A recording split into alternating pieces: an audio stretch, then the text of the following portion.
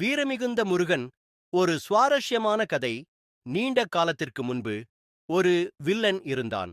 அவன் பெயர் சூரபத்மன். அவன் மிகவும் சக்தி வாய்ந்தவன். யாரையும் பயமுறுத்திக் கொண்டிருந்தான். தேவர்கள் எல்லோரும் அவனிடம் தோற்றுவிட்டார்கள்.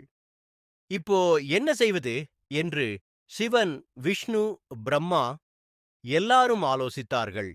முருகனின் அதிசய பிறப்பு. அப்போது சிவன் ஒரு அதிசயமான காரியம் செய்தார்.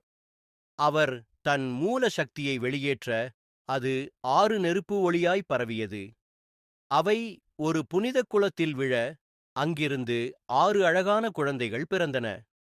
இந்த குழந்தைகளை பார்வதி தேவி ஒரு சேர கட்டிப்பிடித்தவுடன் அவை ஒன்று சேர்ந்து விட்டது. அதுதான் முருகன். சூரபத்மனை எதிர்க்கும் முருகன் வளர்ந்து பெரிய ஆணாக மாறினார்.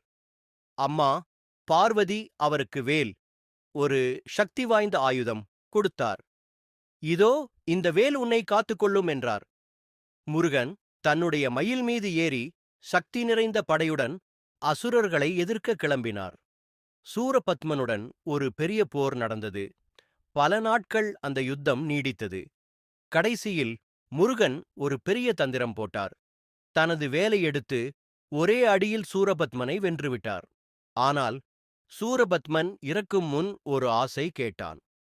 நான் இறந்துவிட வேண்டாம், உன்னுடன் இருப்பதற்காக என்னை மாற்றிவிடு என்றான். முருகன் அவனை ஒரு மயிலாக மாற்றினார். அதுவே இப்போது முருகனின் வாகனம்.